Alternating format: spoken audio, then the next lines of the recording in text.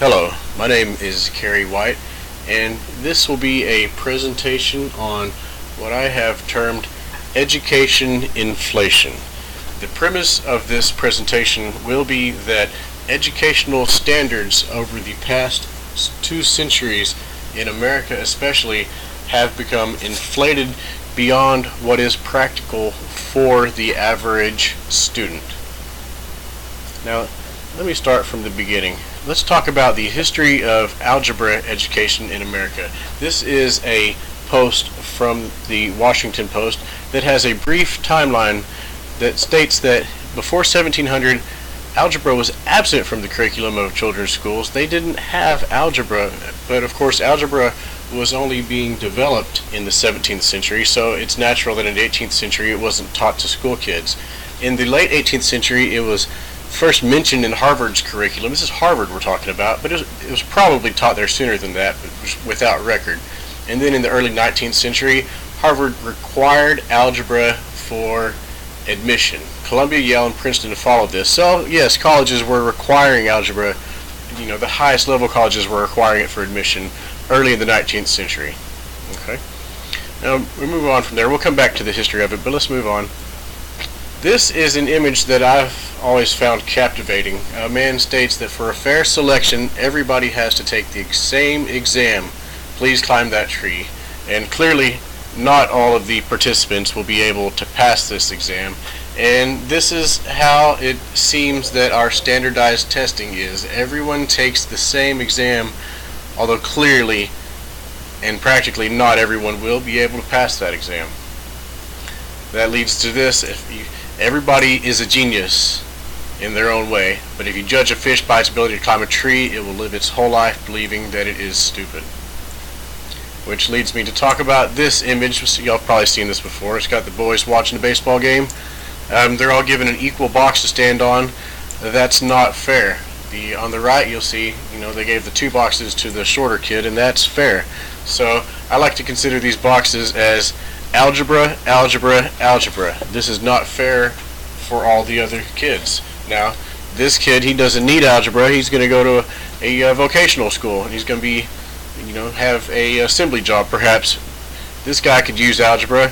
This kid needs algebra and then calculus. That's fair, not the same for everybody. So, I was curious about the actual history, so in doing a brief bit of research, I stumbled upon a thread in Reddit. And it is chock full of information, as dismissive as you might be about the source.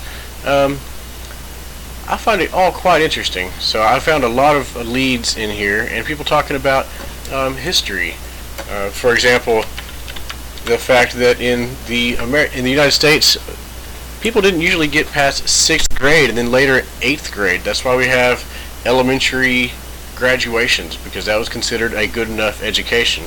And in fact, in other countries still today, such as Great Britain, students graduate high school at age 16. The last 2 years are considered either college prep or vocational prep. They can choose to continue high school publicly until they're 18. However, they can be done at 16 if they so desire. Now, I've been going on, and it seems like I'm disparaging higher level mathematics as if it shouldn't be offered to students. You might take a notion. However, that's not what I'm saying, because there have always been children, and there always will be children that need a little more, just like the child that needs a little more. Some need a little less, some need a little more. Blaise Pascal, for example, was doing advanced mathematics and dabbling in science as a preteen. He was clearly a genius. And that wasn't unique to historical figures. Here's a nice article from CNN where a 10-year-old child is enrolling in college. You can read about this. All of these links will be posted in my handout, by the way. So we have prodigies today that deserve and need higher challenges and the offerings of higher mathematics. So that's just to make sure you don't think that I'm saying nobody should have higher level, just not everybody. So let's move on to this. This is a brief history of mathematics in the 20th century. This is a good read. The link to this also will be available. But they reference another source which is available You can find that in their references down here. They reference a source that mentions progressivism in the early 20th century.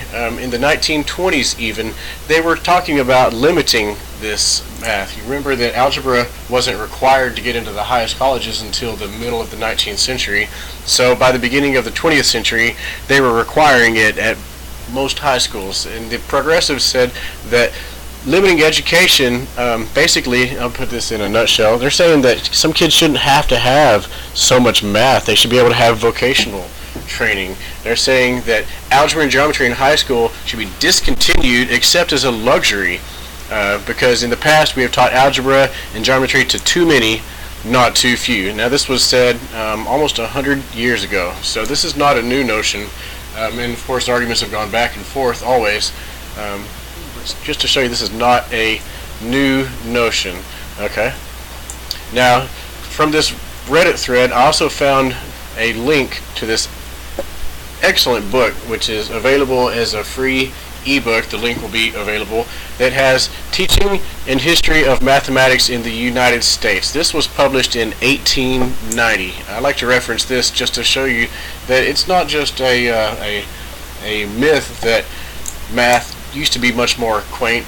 This shows it in here, so you can read through this, and I actually found this quite interesting. I'm about halfway through the entire read, but the latter half of it does speak of higher education earlier in America's educational history, but at the beginning it speaks of how that there wasn't really much math taught at all. They were taught to, ye children, taught to read and write, and math was only taught to boys, and even then it was known as ciphering, which was basically basic arithmetic, counting and basic arithmetic, and the rule of 3 was about the furthest that they were required to get, which led me to ask, what is the rule of 3, because I haven't been taught that. So I looked that up, and that was basically just cross multiplication, which we don't even teach so much because we want everybody to learn algebra, even though historically people didn't learn algebra. They would learn the rule of 3. Now, teaching chemistry, I found the rule of 3 to be direct application for gas laws, also unit conversions. As you can see how that would plug in here. If one of these was unknown, it'd be very easy to plug it in. And I've actually been teaching this rule of 3. I've been teaching it alongside with the educational method, and I'm seeing a lot of students that are lost on algebra. They get the rule of 3, they can apply it, and it works for them. Okay, now moving right along. Also from this Reddit thread, I found mention of schooling in Australia, to where they don't have discrete algebra and calculus and geometry and trigonometry, as you can see right here. They have mathematics with an integrated curriculum that gets progressively more advanced, and to me that just seems like common sense. So I looked up the math in Australia and found some links to some syllabi down here, and I looked in the syllabi, and sure enough, now this is higher level for them, this is their junior and senior year, they don't have just algebra and just geometry. They have a little bit of this followed by a little bit of that, to where they build on and work together, which again to me is common sense and provides for more student needs instead of just everybody has to take algebra, everybody has to take geometry. It's much more practical to expect certain people to get to one level and others to get to a higher level with a little bit of everything. So moving on. So the question is all of this educational inflation on curriculum? I've been picking on math, but surely it's not the only curriculum. We could just as easily pick on science, biology, chemistry, English. Is this educational inflation necessary? Let's stick to the math aspect. You can find several articles. This one here I found to be quite nice, because they're saying that by forcing kids to learn algebra, we're actually depleting our pool of brain power by taking away from other things, such as math, or excuse me, we were talking about math, such as art, music. And then you can find an excellent debate here as well. I could go on much longer than the length of this presentation talking about it, but one of the points that this debater mentions is that that algebra is one of the main reasons that kids drop out, because they are frustrated because they've been forced through algebra or math their whole life, and they don't like it, and they're the ones that have been left behind. So one good thing is the fact that there is hope. Texas has dropped Algebra 2 as a requirement. They only have to take Algebra 1. This is an advancement. Why were they taking Algebra 2 in the first place? Well, because obviously you can pass laws to make kids smarter. No, well, maybe you can pass laws to force schools to buy more tests. That's probably more like it. Anyhow, because of backlash from parents, we have dropped Algebra 2 as a graduation requirement. So,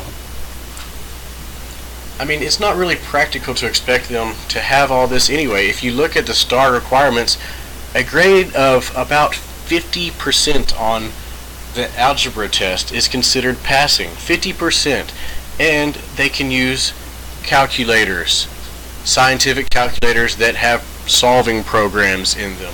So a kid can go into the algebra test, retake it, guess with a little bit of knowledge and some use of a calculator, and get a 50, and we pretend like they actually know math. That isn't realistic. Okay? So, if we're getting towards the end of this presentation, I want to move on towards a solution. What do I believe to be a solution? I believe a solution, for one thing, is to offer vocational classes for kids. Actual real-world skills, not just esoteric, obscure math that they're forced through. Offer educational programs that actually have real-world skills. Additionally, my other two proposed solutions is starting in elementary. Let math and other subjects development be based on the individual rather than universal standards. And these require tests to show individual improvement rather than meeting arbitrary standards. So let each child, let each student show that they've advanced from their last year. Don't force them to have to try to jump over a bar, that's much higher than they're ever going to make it. Don't judge each student. Don't try to make each student climb the tree. Judge them by their own ability and their own advancement. This concludes my presentation. Thank you.